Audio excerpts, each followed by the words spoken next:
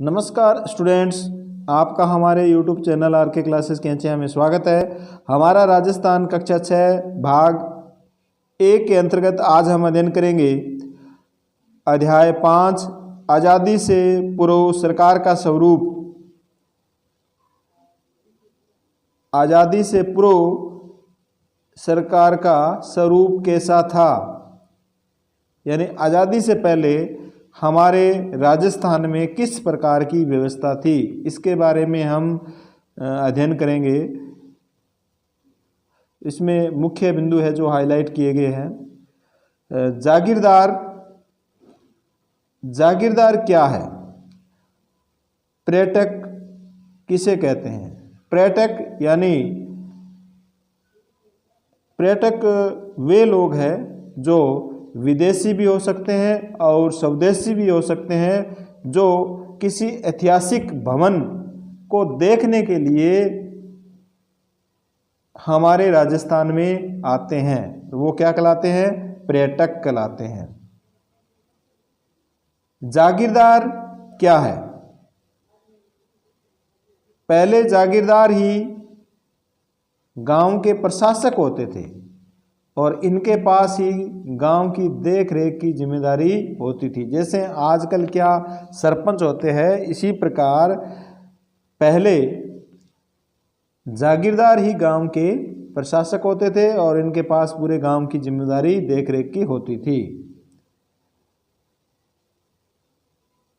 आज़ादी से पहले हमारा राजस्थान वर्तमान स्वरूप में नहीं था। यह मुख्यतः विभिन्न रियासतों में विभाजित था। तो 19 रियासतें थी और 3 ठिकाने थे, इनमें ये विभाजित था। शासन का यह प्रकार राजशाही शासन कहलाता था। जो रियासतें थी ना 19, इनमें राजाओं का शासन था और ये शासन क्या कहलाता था? राजशाही शासन कहलाता था। राजशाही शासन का स्वरूप कैसा था? राजशाही शासन का स्वरूप, राजस्थान के विभिन्न रियासतों को राज्य भी कहा जाता था। सिसोदिया, राठौड़, कछवाए और चौहान आदि वंश है वो राज्य करते थे। ये अलग अलग राज्य थे किंतु शासन व्यवस्था लगभग समान थी। रियासतों के शासन संचालन के लिए केंद्रीय व्यवस्था के पदाधिकारी केंद्र के अंदर राजा होता था, फिर मंत्री, बख्शी और खजांची परगना के अधिकारी थे। तो इनके बारे में देखो, हम संक्षेप में देखेंगे। राजा कौन था? राजा राज्य की संपूर्ण शक्ति का सर्वोच्च केंद्र होता था। सामान्यतः राजा अपने सलाहकारों एवं मंत्री परिषद के सदस्यों के सहयोग से शासन संचालन करते थे। तो संपूर्ण शक्ति है वो केंद्र की किसके पास थी? राजा के पास। यहाँ तक कि न्याय करने की शक्ति भी राजा के पास थी। मंत्री क्या काम करते थे? राजा अपने शासन कार्य में सहायता हेतु मंत्रियों की नियुक्ति करते थे। प्रमुख मंत्री को दीवान कहते थे। प्रमुख मंत्री को क्या कहते थे? दीवान कहते थे। राजा समय समय पर इनसे मंत्रणा करके राज कार्य की जटिल समस्याओं को सुलझाते थे। तो ये मंत्री का कार्य है। बख्शी का क्या कार्य था? सेना को वेतन देने तथा सेना संबंधी अन्य कार्यों की जिम्मेदारी किसकी थी? बख्शी की होती थी। तो बख्शी को अच्छी तरह याद रखना है, प्रतियोगी परीक्षाओं के लिए बहुत ही महत्वपूर्ण है। बख्शी। खजांची कौन है? देखो, आमदनी और खर्च के हिसाब को संतुलित रखना और बचत को सुरक्षित कर राजकोष में वृद्धि करना किसका कार्य था? खजांची का कार्य था। यानी हिसाब किताब रख करके जो भी राशि आती थी कर के रूप में, उसको खजाने के अंदर या राजकोष में जमा करवा देता था। यह कार्य किसका था? खजांची का। परगना अधिकारी, राज्य है वो परगना में विभाजित था। यानी आज का जो जिला है, जैसे आज हमारा जो राज्य है वो किस में विभाजित है? जिलों में विभाजित है। तो इसी प्रकार उसमें जो राज्य है वो परगनों में विभाजित था, यानी आज का जो जिला है वो उसमें क्या कहलाता था, परगना कहलाता था। परगने में शांति व्यवस्था बनाए रखने की जिम्मेदारी किसकी थी, परगना अधिकारी थी। आजकल जिला कलेक्टर की होती है और उसमें परगना अधिकारी की होती थी। ग्राम राज्य की सबसे छोटी इकाई थी। ग्राम का प्रशासन ग्राम पंचायतें करती थी। जागीरदारी व्यवस्था, देखो जागीरदारी व्यवस्था के बारे में और ज़्यादा हम पढ़ेंगे। यह एक व्यवस्थित राज्य के लिए प्रशासनिक व्यवस्था अनिवार्य तथ्य है। राजस्थान के मध्यकाल का संपूर्ण शासन तंत्र राजा और जागीरदारी व्यवस्था पर आधारित था। मध्यकाल का जो शासन व्यवस्था थी वो किस पर आधारित थी, राजा और जागीरदारी व्यवस्था पर।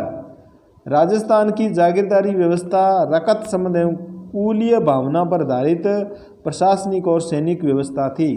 यानी राजस्थान के अंदर एक ही परिवार के, एक ही रकत के लोग हैं वो जागीरदार बनते थे, राजा और प्रशासन के अंदर काम करते थे या सेना में काम करते थे। जागीरदार का कार्य, जागीरदार का क्या कार्य है, उस जागीर की सुरक्षा एवं उसका शासन संचालन करना। यानी जो राज्य की या लोगों के पास जो ज़मीन थी उनकी सुरक्षा करना, वो लोगों की नहीं होती थी, राज्य की होती थी और उनको कृषि कार्य के लिए प्रदान की जाती थी। और उनसे क्या लिया जाता था, लगान या टैक्स लिया जाता था। और उस टैक्स की जो देखभाल है या लेने का जो कार्य है वो कौन करता था, जागीरदार करता था। बाद के समय में योग्यता के आधार पर जागीरें प्रदान की जाने लगी। पहले तो ये वंश के आधार पर था और बाद में योग्यता के आधार पर कर दिया गया। यह व्यवस्था कब से प्रारंभ हुई, जागीरदारी व्यवस्था का प्रारंभ, तो देखो कब से प्रारंभ हुई, राजपूतों के शासनकाल में। जागीरदारी व्यवस्था कब से प्रारंभ हुई, राजपूतों के शासनकाल से जागीरदारी व्यवस्था है वो प्रारंभ होती है। जागीरदारी व्यवस्था का स्वरूप, जागीरदारी व्यवस्था का स्वरूप,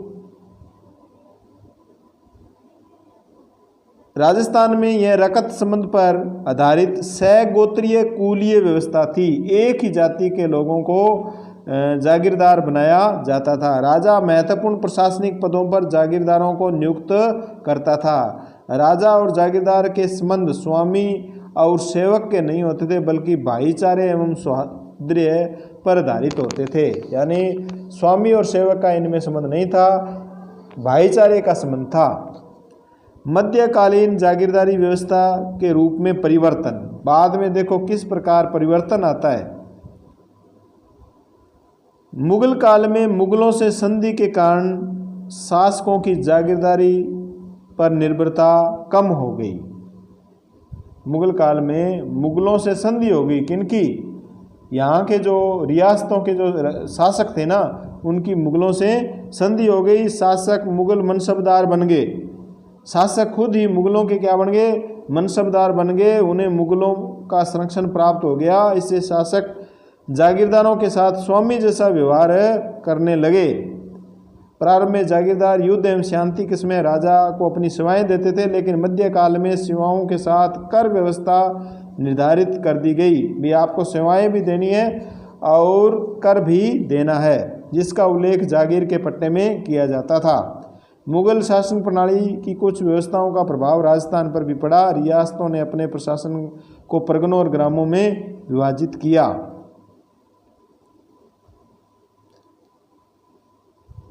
अंग्रेजों का शासन,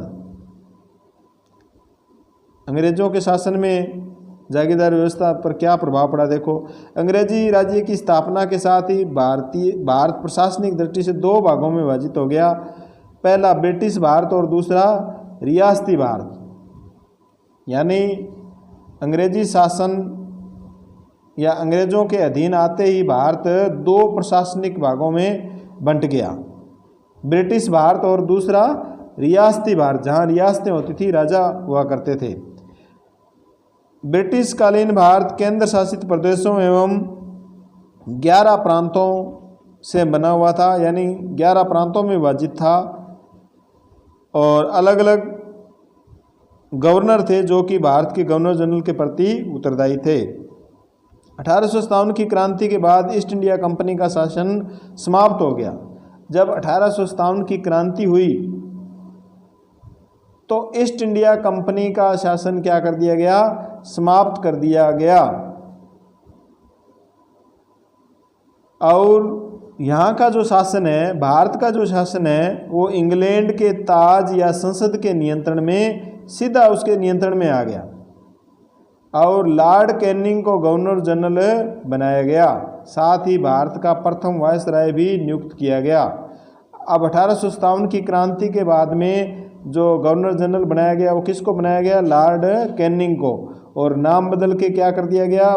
वायसराय कर दिया गया। तो इसको प्रथम वायसराय कहते हैं। तो भारत में अंग्रेजों द्वारा नियुक्त प्रथम वायसराय कौन था?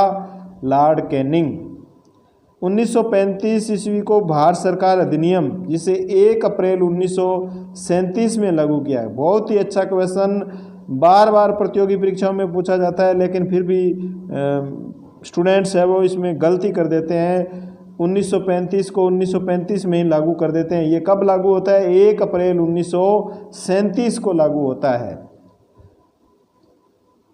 विदेश एवं राजनीति विभाग के स्थान पर गृह विभाग, अजमेर मेरवाड़ा में पहले प्रशासन, अजमेर मेरवाड़ा का जो प्रशासन था वो विदेश एवं राजनीतिक विभाग का प्रशासन था। बाद में यहाँ पर क्या हो जाता है? गृह विभाग स्थापित कर दिया जाता है। राजस्थान की प्रथम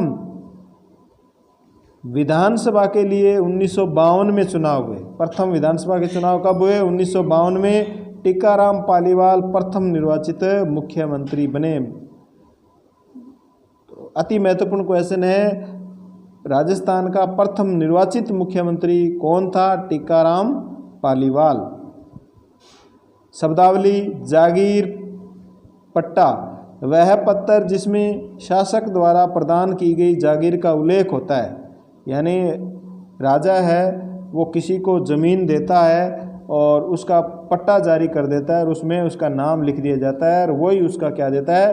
कर या लगान देता है। मनसबदारी मुगल काल में प्रचलित एक प्रशासनिक प्रणाली को क्या कहते हैं? मनसबदारी। निर्वाचित का अर्थ है चुना हुआ। अभ्यास प्रश्न देखो, निम्नलिखित प्रश्नों के उत्तर आपको लिख देने हैं कमेंट बॉक्स में। सेना को वेतन देने तथा सेना संबंधी अन्य कार्यों की जिम्मेदारी होती है खजांची पर, राजा, बख्शी, प्रधान। इसका आंसर आपको कमेंट बॉक्स में जरूर लिखना है। राजस्थान के प्रथम निर्वाचित मुख्यमंत्री कौन है? इसका आंसर भी कमेंट बॉक्स में देना है। मोहनलाल सुखाड़िया, टीकाराम पालीवाल, जयनारायण व्यास, हरिदेव जोशी। स्तंभ ए को ब से सुमेलित कीजिए। ग्राम, ग्राम राज्य की सबसे छोटी इकाई है, इसके साथ मिलान हो। मनसबदारी क्या थी? यह मुगलकालीन प्रशासनिक व्यवस्था थी। मुगलकालीन प्रशासनिक व्यवस्था थी। जागीर पट्टा यह वह पत्थर या दस्तावेज था जिसमें शासक या राजा द्वारा प्रदान की गई जागीर का उल्लेख होता था।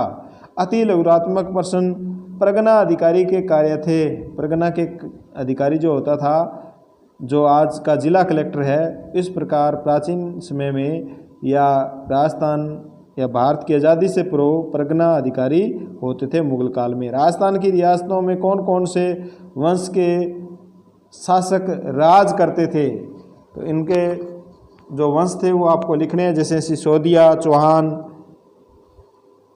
लघुतरात्मक प्रश्न जागीरदारी व्यवस्था का स्वरूप, जागीरदारी व्यवस्था के स्वरूप को समझाइए।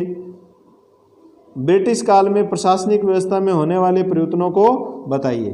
तो ये क्वेश्चन इनको आपको लिख करके देखना है और ये सभी प्रतियोगी परीक्षाओं के लिए अति महत्वपूर्ण है।